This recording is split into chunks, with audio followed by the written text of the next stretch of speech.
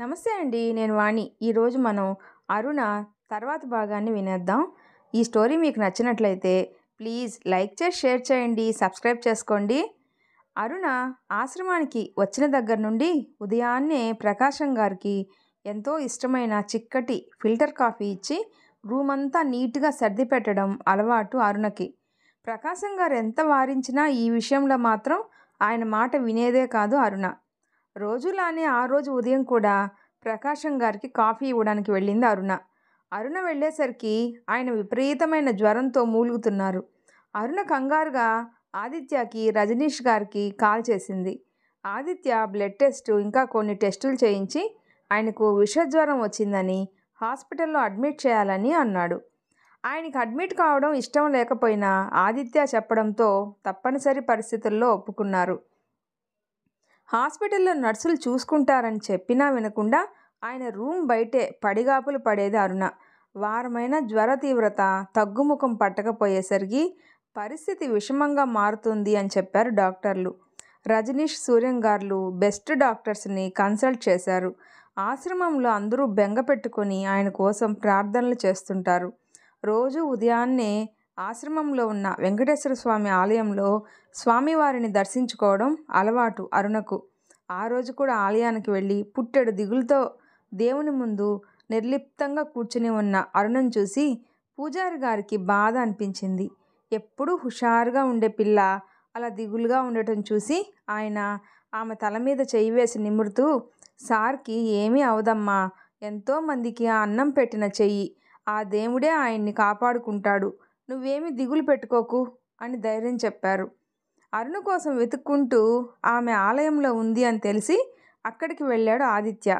ఈ వారం రోజులకే చిక్కిపోయి తిండి నిద్ర లేక కళ్ళ కింద నల్లని వలయాలు ఏర్పడి ఆలయ స్తంభం దగ్గర శూన్యంలోకి చూస్తూ కూర్చున్న అరుణను చూసిన ఆదిత్య హృదయం అంతా బాధతో నిండిపోయింది. ప్రకాశం గారికి సీరియస్గా ఉందని తెలిసినా ఆయనకి తగ్గిపోతుందని అరుణకు ధైర్యం చెప్పాడు. ఆమె అతని భుజంపై తలపెట్టి వెక్కి వెక్కి ఏడుస్తుంటే ఆమెను ఊరుకోపెట్టడం గగనమైపోయింది ఆదిత్యకి. తను నిజంగానే నష్టజాతకురాలనని, తన వల్లే ప్రకాశం గారికి ఇలా అయిందని అరుణ బాధపడుతుంటే అలాంటి మూఢనమ్మకాలన్నీ పెట్టుకోవద్దని, ప్రతి ఒక్కరి లైఫ్లో అప్ అండ్ డౌన్స్ సహజమని నచ్చచెప్పాడు. ఇంతమందికి అండగా ఉన్న ఆయన్ను రక్షించు తండ్రి, కావాలంటే ఆయన బదులు నన్ను తీసుకువెళ్ళు అంటూ దేవుడితో మొరపెట్టుకుంది అరుణ. సొంత పిల్లలు కూడా ఇంతలా బాధపడరేమో అనుకున్నాడు ఆదిత్య. వయసుకి మించిన హుందాతనంతో ఎప్పుడూ ఉత్సాహంగా ఉండే అరుణని ఇలా బేలగా అధైర్యంగా చూడటం ఆశ్చర్యంగానూ బాధగానూ ఉంది అతనికి. ఆమె మొక్కలేదు. స్వామివారి కుంకుమ తీసుకెళ్ళి ప్రకాశం గారి నుదుటన అద్దింది.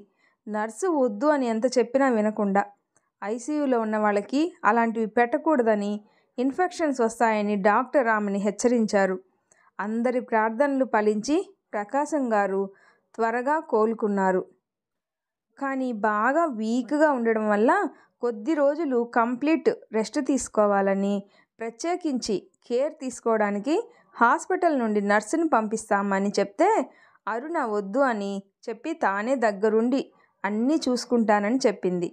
సమయానికి మందులు, జావలు, పళ్ళ రసాలు అన్నీ ఇచ్చి ఆయన్ని కంటికి రెప్పలా చూసుకుంది అరుణ. 2 నెలలు తిరిగేసరికి ప్రకాశం గారు పూర్తిగా కోలుకున్నారు. రజనీష్, సూర్యం గారు ఎక్కువ సమయం ప్రకాశం గారితోనే గడిపేవారు. ఒక సాయంత్రం వేళ ఆరు బయట గార్డెన్లో ప్రకాశం గారు కూర్చుని ఉంటే చూసి అందరూ అక్కడికి చేరారు. ఇన్ని రోజుల తర్వాత ఆయన్ను ఇలా చూడటం కన్నుల పండుగగా ఉందని చెప్పి సంతోషపడ్డారు అంతా.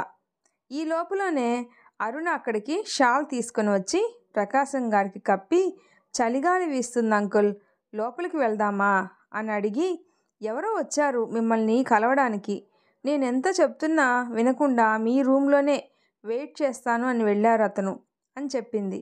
ప్రకాశం గారు కూడా ఆశ్చర్యంగా చూశారు. ఎవరై ఉంటారు? సహజంగా ఎవరికి తన రూమ్కి వెళ్ళేంత చనువు లేదు అనుకుంటూ రూమ్లో ఉన్న అతన్ని చూసి షాక్ తిన్నట్లుగా గుమ్మంలోనే ఆగిపోయారు. శ్రవణ్, నువ్వా అని. అతను ప్రకాశం గారి దగ్గరికి వచ్చి, సారీ డాడీ, వర్క్లో బిజీగా ఉండి టైంకి రాలేకపోయాను. మీరు హాస్పిటల్లో అడ్మిట్ అయినప్పుడు రజనీష్ అంకుల్ ఫోన్ చేశారు. ఎప్పటికప్పుడు ఆదితో మాట్లాడి మీ పరిస్థితి తెలుసుకుంటూనే ఉన్నాను. వాడు మీరు రికవర్ అయ్యారు అని చెప్పాడు. మీరు నాతో మాట్లాడటానికి సుముఖంగా లేరు అని తెలుసు నాకు. మీకింకా నా మీద కోపం తగ్గలేదా డాడీ అన్నాడు అతను కొంచెం నిష్ఠూరంగా. అక్కడే నిలబడిన అరుణకు చాలా ఆశ్చర్యంగా అనిపించింది. అంకుల్కి ఒక కొడుకు ఉన్నాడని తనకిప్పటి వరకు తెలియనందుకు. అంకుల్ రూమ్లో కనీసం ఒక ఫోటో కూడా లేదు అతనిది అనుకునింది. తను ఆశ్రమానికి వచ్చి ఇన్నేళ్లయింది. ఎవ్వరూ అతని గురించి మాట్లాడుకోగా కూడా వినలేదు. ఆది అని చనువుగా అంటున్నాడు అంటే ఇతనికి ఆదిత్య కూడా బాగా క్లోజ్ అయి ఉండొచ్చు అనుకునింది అరుణ. అందరితో ఎంతో ప్రేమగా అభిమానంగా ఉండే ఆయన అతనితో నిర్లిప్తంగా ఉండడం విచిత్రంగా ఉంది అరుణకు. కొడుకుని చూసిన సంతోషం ఎక్కడా కనపడటం లేదు ఆయనలో.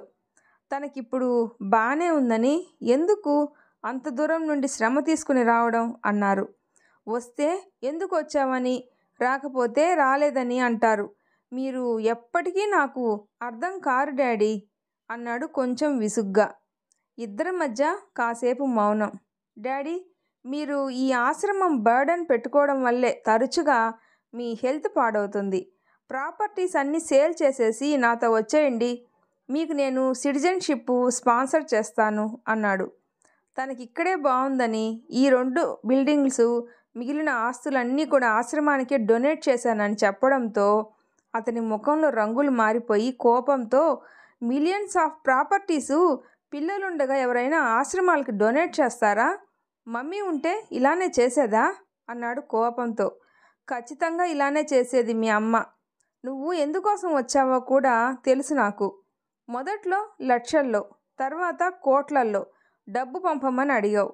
ఎంత కావాలంటే అంత పంపించాను. అయినా నువ్వు సాటిస్ఫై కాలేదు. నీకు నా గురించి ఎప్పుడు పట్టింది కనుక? మీ అమ్మ పోయిన దగ్గర నుండి ఒక్కడినై పెంచాను. ప్రాణానికి ప్రాణంగా చూసుకున్నాను. నిన్ను వదిలి ఉండలేను అని తెలిసినా ఎక్కడో దూరంగా అమెరికాలో చదువుతాను అంటే ఇష్టం లేకపోయినా పంపాను. కానీ నువ్వేం చేశావు? కనీసం నాతో ఒక్క మాట అయినా చెప్పకుండా సిటిజన్షిప్ కోసం అక్కడే సెటిల్ అయిన ఎవరినో వివాహం చేసుకున్నావు.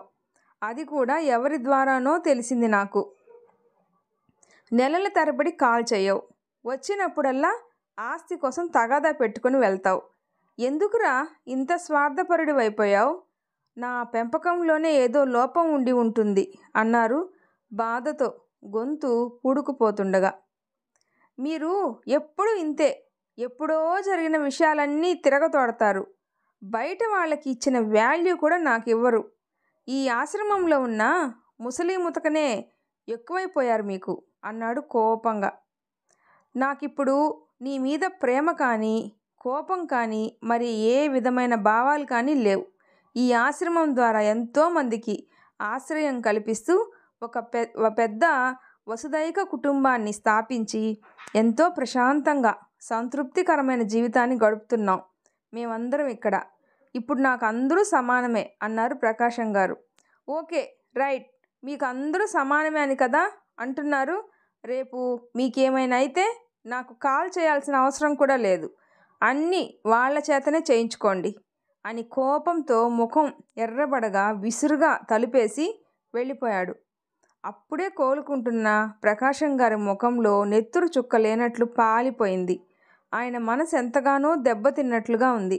ఎంత వద్దనుకున్నా మనసు బాధపడకుండా ఉండదు వీడి మాటలకు అనుకొని అక్కడే నిలబడి ఉన్న అరుణతో, తలుపు దగ్గరగా వేసేళ్ళు అరుణ, నన్ను ఇప్పట్లో ఎవరు డిస్టర్బ్ చేయొద్దు అని చెప్పు అన్నారు ఎంతో గంభీరంగా. అరుణ మారు మాట్లాడకుండా అక్కడి నుండి బయలుదేరి వెళ్ళిపోయింది. ఆయనతో మాట్లాడే ధైర్యం కూడా లేక. ఆమె మనసు ఎంతగానో బాధపడింది. దోవలో రజనీష్ గారు బహుశా ప్రకాశం గారిని కలవడానికేమో ఆయన రూమ్కేసి వెళ్తున్నారు. గబగబా ఆయన దగ్గరికి వెళ్ళి పరిస్థితి వివరించింది. దోవలో శ్రవణ్ణి కలిసినప్పుడే అనుకున్నాను, వాడు మాట్లాడిన తీరును బట్టి ఇలాంటిదేదో జరిగే ఉంటుందని. ఈడియట్ వచ్చినప్పుడల్లా ప్రకాశాన్ని బాధ పెట్టకుండా వెళ్ళడు. వాడు అనుకున్నారు కోపంగా. వాడిని పిలిచే తప్పు చేశాను అని ఫీల్ అయ్యారు. ప్రకాశం గారిని కలిసి కాసేపు ఆశ్రమం విషయాలు ముచ్చటించారు. మొదట్లో కాసేపు అనాసక్తిగా మాట్లాడినా ఆశ్రమ వార్షికోత్సవాలు అనేసరికి ఆయన మళ్ళీ మామూలు మూడ్లోకి వచ్చి అరుణని కూడా పిలిచి మాట్లాడి ఎవరు ఏమేం పనులు చేయాలో ప్లాన్ చేశారు. ఈసారి వార్షికోత్సవాల్లో మనం ఆదిత్యాన్ని కూడా బాగా ఇన్వాల్వ్ చేయాలి రజని, అరుణ్కి హెల్ప్ అవుతుంది అన్నారు ప్రకాశం గారు. తప్పకుండా అన్నారు ఆయన. ఉత్సాహంగా ఉన్న యువతరాన్ని ప్రోత్సహించి ఆశ్రమం బాధ్యతలు కొన్ని వాళ్ళకు అప్పగిస్తే మనం కొంచెం రెస్ట్ తీసుకోవచ్చు రజని, మనం ఉండగానే వాళ్ళని గ్రూప్ చేసినట్లు అవుతుంది కూడా అని. థ్యాంక్స్ రా, నీతో మాట్లాడాక మనసుకి కాస్త ఊరట కలిగింది అన్నారు. థ్యాంక్స్ ఎందుకు, నేనే నీకు సారీ చెప్దామని వచ్చాను. నీకు బాగా సీరియస్గా ఉందని డాక్టర్స్ చెప్తే కంగారు పడి వాడికి కాల్ చేశాను. ఇప్పుడు కూడా వాడు అలా బిహేవ్ చేస్తాడని అనుకోలేదురా అన్నారు బాధగా. నో ప్రాబ్లం, నువ్వు అలా ఫీల్ అవ్వాల్సిన పని లేదు. కొంతమంది అంతే, జన్మలో మారరు. వాడికి నన్ను బాధ పెడితే కానీ సంతోషంగా ఉండదేమో, కానీ వాడిని అలాగే సంతోషపడని అని నిట్టూర్చారు. వార్షికోత్సవాల షాపింగ్ అంతా అరుణ ఆదిత్యాలకే అప్పగించారు. ఆదిత్యతో షాపింగ్ అంటేనే అరుణకు పట్టలేని సంతోషంగా ఉంది. వార్షికోత్సవాల డెకరేషన్స్ దగ్గర నుండి అన్నీ ఇద్దరు కలిసి చేశారేమో, ఇద్దరి మధ్య సాన్నిహిత్యం మరింత పెరిగింది.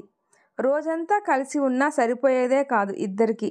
సాయంత్రం ఇంటికి వెళ్ళాలంటే అతనికి ఇష్టం ఉండేది కాదు, ఆమెకు కూడా అతను వెళ్తాను అంటే బెంగగా ఉండేది.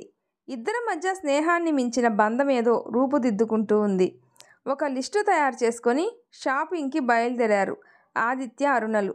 షాపింగ్ అంతా పూర్తి చేసుకొని వస్తూ ఉండగా ఆదిత్య ప్లీజ్ కారు ఆపండి అంది కంగారుగా అరుణ.